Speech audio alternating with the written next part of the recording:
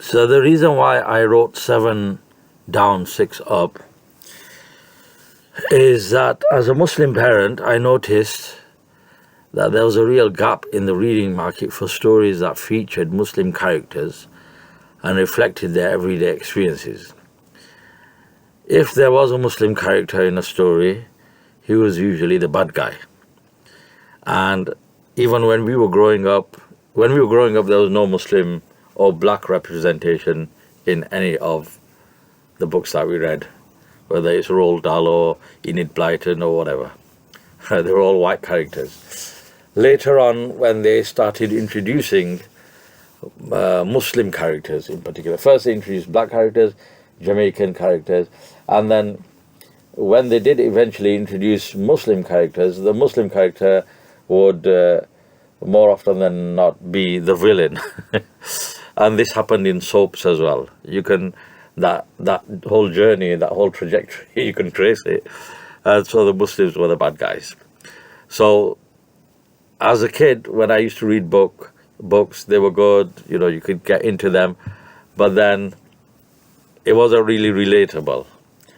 And so I wanted a book which was relatable to kids, where they found an identity, they found a voice, and yet it wasn't too preachy, because I know many Muslim authors or even non-Muslim authors have been gearing towards the Muslim audience, but what I found is that either it's true, the Islamic aspect of it is thrown on with a shovel kind of thing, and it's just too in your face, shoved down your throat kind of thing, in which case it turns off the readers, because the readers are looking for a storybook to read. They're not looking for a sermon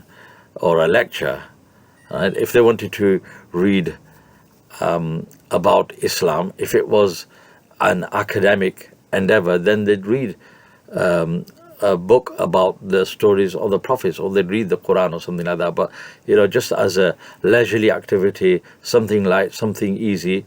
So for that, people read books, and it's strong in the English culture, and now Muslims do it as well. I know for a fact that once upon a time, about a particular Darul Uloom, I met a student from a particular Darul Uloom, and or a teacher from the Darul Uloom, and he asked me if I'd read the Harry Potter series, and I said no.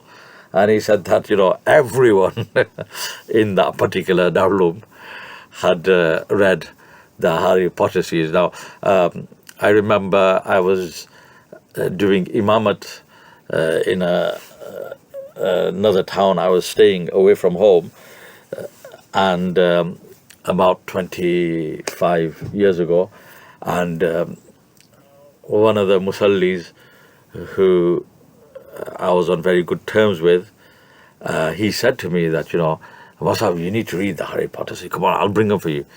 So I reluctantly agreed, because one is I was bored living alone in the masjid, and the other was because I wanted to know so that I can now relate to the kids, my students, what are they reading, what's all this fuss about and everything. So I have to admit, guilty as charged, Your Honour. I read the Harry Potter, but I didn't get through the whole series. I read the first first 3, and then I gave up. Not because they were badly written, but because of the content and the way the books were going, and they were getting very dark, and the magical element of things, and jadoo and all jinn and all that sort of stuff. I didn't like it, so I gave up after that. So there's always been this culture of reading, and now it's growing, because English people love to read, and then it's kind of rubbed off on the Muslim community as well. So our kids do read, whether you like it or not. And when I go to the library, all I find in the kids and the teenage section is just wizardry and witchcraft and this kind of stuff, or romance novels. And so I really felt that there was a need for some kind of something with an Islamic slant, but not too preachy, not too in your face, shoved down your throat kind of a book. But a book that at the same time would be fun and would be humorous and something that kids could relate to.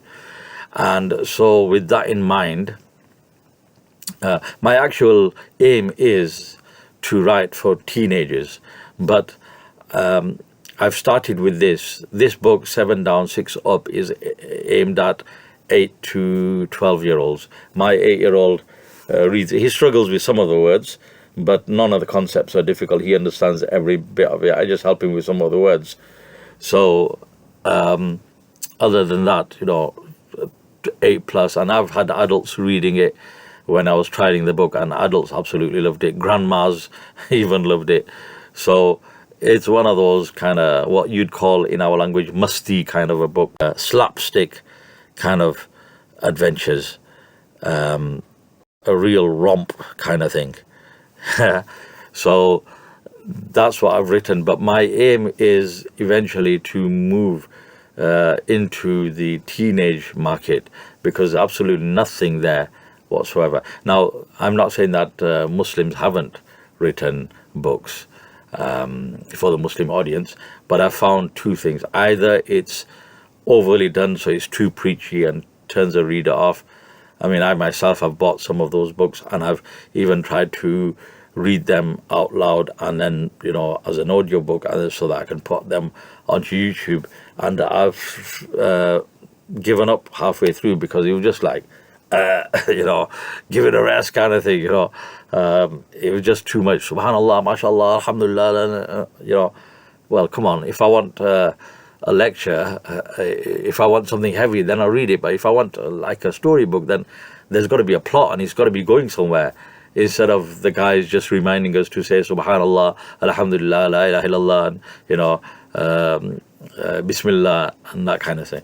And then I found that some of the other authors, they were too liberal. So they were Muslim authors, but they wrote books in which they were going the other way and pushing the limits the other way, where there's a Muslim girl and she's got a crush on a boy, and then she goes out with him and that kind of thing. So that's going the other way, so you had these two extremes.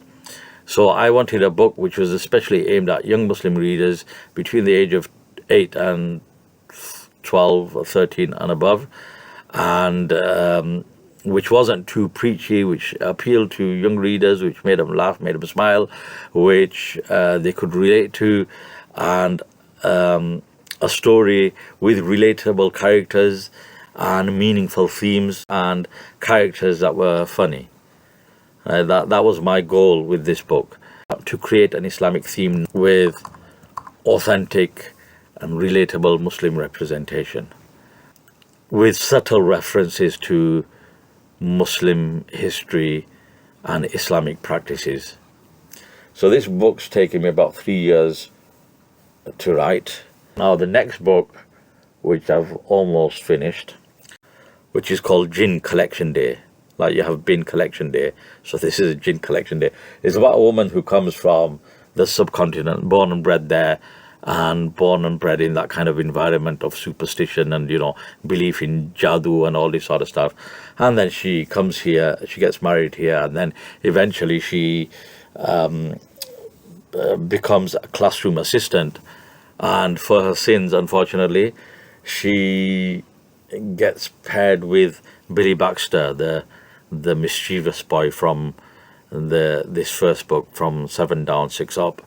So she gets put with this really naughty kid, and because she's never worked in a school before, and she's never seen feral behavior, wild behavior like we get in our schools, not just from English kids, but now sometimes from Muslim kids as well. Just as when we were kids, if you're as young as me, then you'll know that when we went to primary school, it was, I think, predominantly Muslim and Asian. But when we went to secondary school, then it was predominantly whites and non-Muslims. And so that was our kind of first exposure to non-Muslims. And then when we saw their wild and erratic behavior and their boisterous behavior, loud and in your face, calling out, and kind of standing up to the teachers, and sometimes violent, rude sometimes. When we saw that kind of behavior, it was a shock to us. And if you're my age, then that generation didn't really join in. But now, because we've got more comfortable in our skin and in our country, in our culture, and because now Muslims, when in the schools the numbers of the Muslims have increased, so then you get Muslim kids acting that way as well. But in those when the story set at that time, the teacher had never been exposed to this kind of behavior. So she, because of her background, and now she's seeing this wild kid, he's a completely wild child, she assumes that he's possessed by a jinn.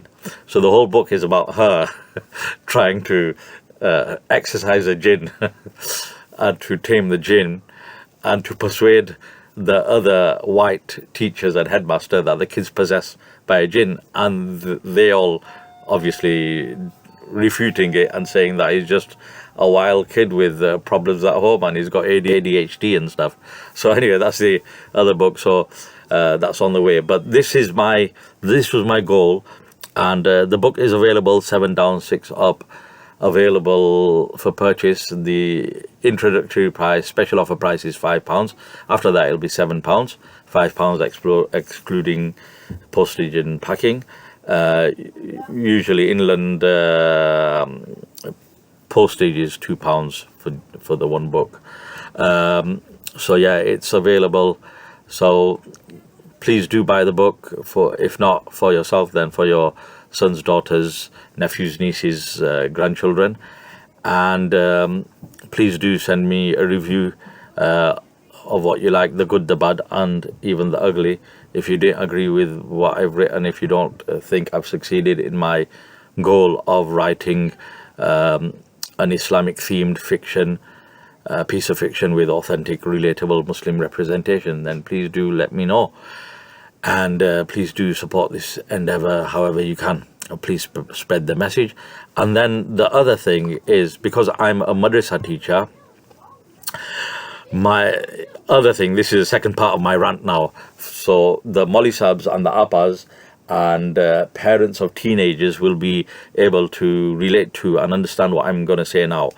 What I found is, and with my own experience with my own children, with my own, especially boys, when I'm encouraging my boy now of 14 to go to madrasa, he says, what's the point? Now this is a son of a Maulana, he's saying this, because he's not in Hifz class, because I didn't force him. If he wanted to do Hifz, I'd let him do Hifz, but he didn't want to, so I didn't want to force him. So now sending him to madrasa is a struggle, because he says that what's the point? And I said, I beg your pardon. But then he had a valid point. He said, every year we just do the same kind of chapters, right? And so so I had to ask myself the question that, how many times can you teach tayammum and wuzuhu and gusal? How many times can you dress it up different? And he actually said, he goes, every year there's an extra point introduced into a book. We buy a textbook for the new year, and then we don't learn anything new. It's just revision of the old, and then maybe one extra point that we learn, which is a valid point. And some books have tried to introduce Hajj. Now, I remember in Darulum as well, when we came to the Hajj chapter, our Ustad just skimmed over it. He said, you guys won't understand until you don't go there. And then he said the famous story of the scholar who went for Hajj, and in those days, they have the lines and the directions and the signposts, and the congregation, the people, the pilgrims were less. So he went there, and then he started performing the tawaf, and he was going the wrong way around. And somebody stopped him, and he said to him, mate, you're going the wrong way around. You're supposed to go that way around, So he said, oh, sorry, I didn't know. And so the guy rebuked him, and he said, man, don't you, you should have studied beforehand. And didn't you read the book of Sufyan Thawri? Rahmatullah, I think it was Sufyan Sori, the scholar. He said, didn't you read his book, man? You should have read his book before you came. So the guy turned around and he said, I am Sufyan Sori. I did write that book. But because you've not done it practically, you can't understand Hajj. So some books even attempted to teach these 14, 15-year-old kids Hajj. How much of a bore, pardon me for saying, but I'm just being honest, would that be? Then we wonder why our kids are disengaged, and why they don't find madrasa interesting. And I'm also a school teacher, so I say to madrasa, when I deliver madrasa training, I say to the teachers that, look, to madrasa teachers, to Appas and also, I said, there's a battle for hearts and minds going on, right? In the school, you've got them giving kids freedom, letting them go on trips, letting them dance, watch movies and all this sort of stuff to try to win them over. And they're succeeding, right? And us guys, we're trying to do that by giving them a packet of crisp on a Friday on the way out and a bar of chocolate, fun-sized bar of chocolate, and we're hoping to win them, right? And, it's a non-brainer.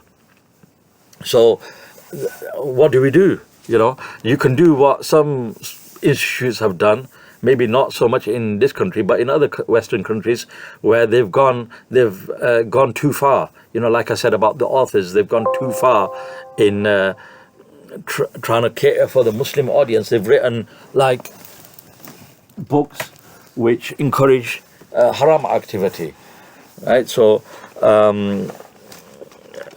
so some places have gone there and they've gone like Muslim dating and this kind of stuff, which is wrong. So how do we, without transgressing the limits of the Sharia, cater for our kids in a way that they remain engaged?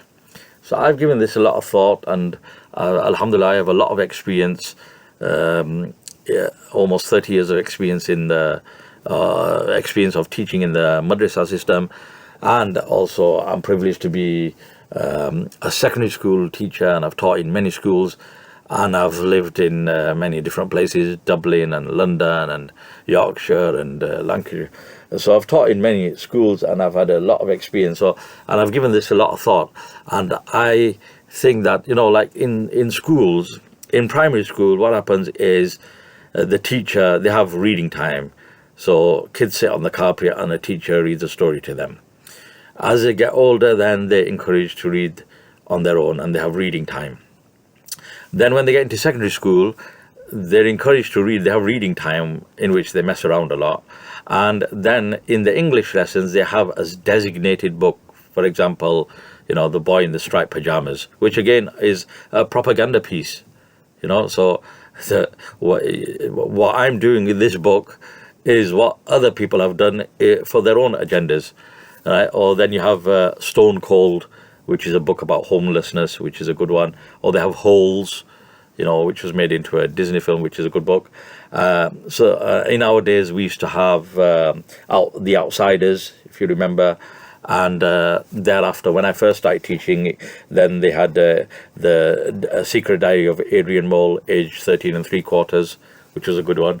So they have these books, and so it's class reading. Everyone reads together, and then they discuss it, and they have many projects on it, writing and all this sort of stuff. If it involves a visit, then they go on a trip, they go on a visit, and then if there's a film, then they watch a film as well. So if they're doing that to keep kids engaged in the madrasa, in the school system, what are we doing to keep our 13-plus-year-olds, right, 14, 15, 16? No wonder at the age of 16, they just can't wait to get out of madrasa and escape to freedom. And why is it? And even some of the more intelligent, the younger kids, even the 11-year-olds, they are becoming disengaged and losing interest because it's the same old. And so some people have tried to introduce books which have got pictures in them in an effort to try to keep kids engaged. Well, that works well for the very younger kids, but for a 14-year-old, a book with pictures in it of a hot air balloon and a football and mountains and stuff. Oh yeah, okay, big deal. And you've got to remember, what are they exposed to day in, day out, and for the most part of the day in school and at home. So this colorful book, yeah, we went from the books there, Ba Se Banduk, and on the first page of the Hindustani Qaida, I think it was called, on that they had pictures, and we loved that page. Dal Se Dawat, yeah, the ink pot. But after that, there were no more pictures in the thing. So we used to love that because they had pictures on it. So, and those were black and white, hand-drawn pictures. And now we've got digital pictures and they're colorful. But, that's okay for the very young kids, but it doesn't work for the older kids.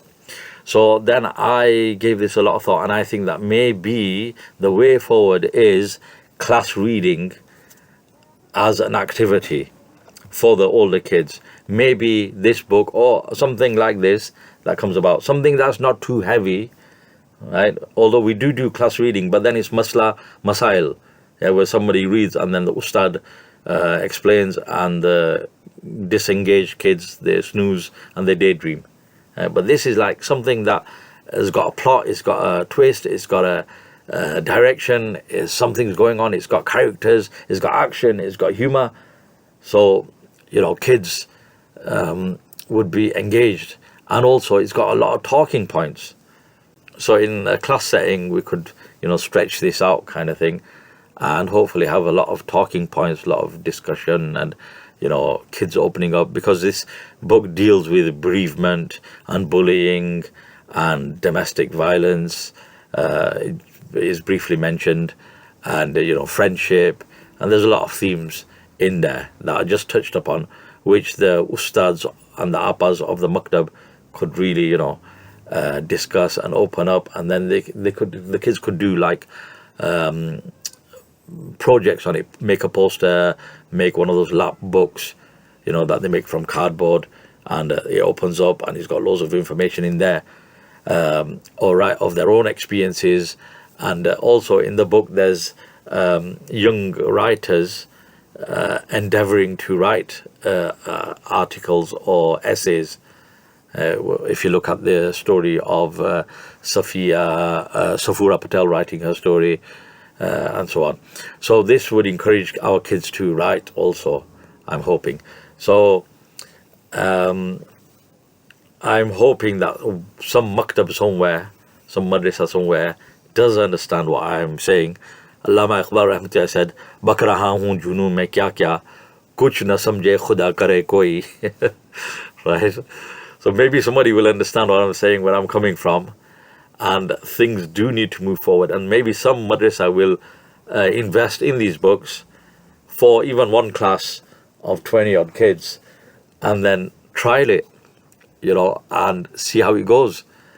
And, if it picks up, then this is a way forward. And I'm hoping it's not just for myself. Obviously, I want to try to sell my books because I've invested a lot of time and money in it. But I'm hoping that I will awaken the creative writer in other people, and they'll see that this is a way to go, because there's a band of Muslims who are writing Islamic, Muslimic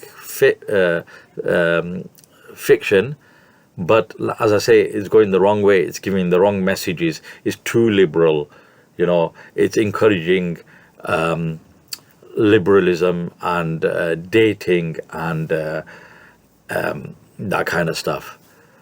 So I'm hoping that with this endeavor, maktabs will take it up.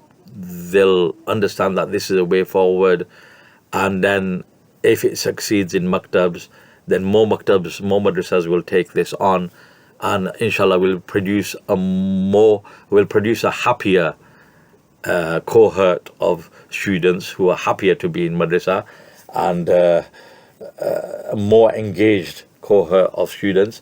And then hopefully other people, other writers or would-be writers would pick up the pen. I hope that it inspire them to write, and I'm sure many people will write much better than me.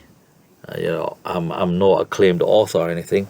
This is the first work of fiction that I have done. So I know that there are much better writers out there, but we need to steer the ship of Islamic education in this direction, I believe. Otherwise, tayammum, wuzu, ghusl, how long are you going to teach it? How much can you teach it? If a kid is not going into hifz class, if he's gone into hifz class, if he's becoming hafiz, then you've got him engaged or you've got him trapped, however the situation is, or you've got him, his parents have got him trapped in the madrasa system till he's 17, 18 or so. But what about the ones who are not able or not willing to do hifz? How do we keep them engaged? How many times can you teach them wuzu ghusl, and how many times can you teach them the stories of Ibrahim alayhi salam and Nuh alayhi salam, if you see my point? So this is why this book was written.